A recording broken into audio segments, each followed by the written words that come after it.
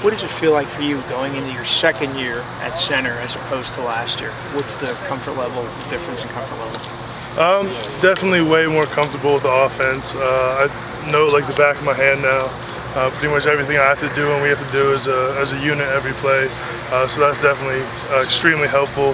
And I think just the biggest step is just trying to take more of a leadership role among the offensive line and kind of helping bring the young guys along and just making sure everybody's being held accountable to what we got to do every day. Are you naturally a vocal guy? Not really. More of a lead by example guy, but that's been one of my focuses this summer and throughout camp to try to be a little bit more vocal. How's the communication when you're trying to work with multiple guys and try to get down the language with guys that are maybe starting at right guard for the first time? What's it like? Do you feel like you have to teach those guys, or are you trying to lead them along in that? Because as the center, you have to, like you said, you have to make a lot of the calls.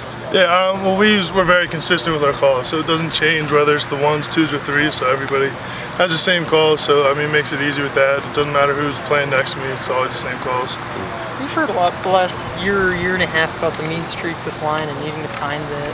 Do you feel like you guys have that now? And if so, how do you kind of figure that out, especially this time of year? We kind of just talked at the start of camp, or even back in spring ball, we talked about it. The start of camp, we kind of had a talk. Coach Franklin, Coach Limegrover, the offensive line, tight end, Tebow, and just said, hey, this is who we're going to be going forward. So everybody kind of get on board. And we've just been working every single day to consistently improve our mentality and who we are as a group, and I think it's been going very well so far.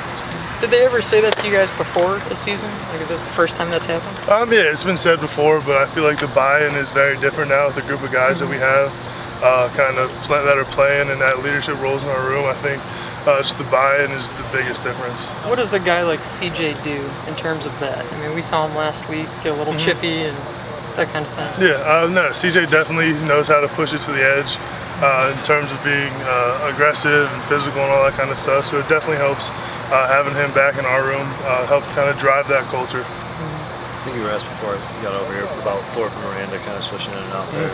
Is there a difference between the two guys? I mean, in your eyes, like when one's in, do they do something well that the other one maybe doesn't do or anything like that? Or is it I mean, they're both doing really, really good right now. Couldn't ask either of them to do anything different than they are.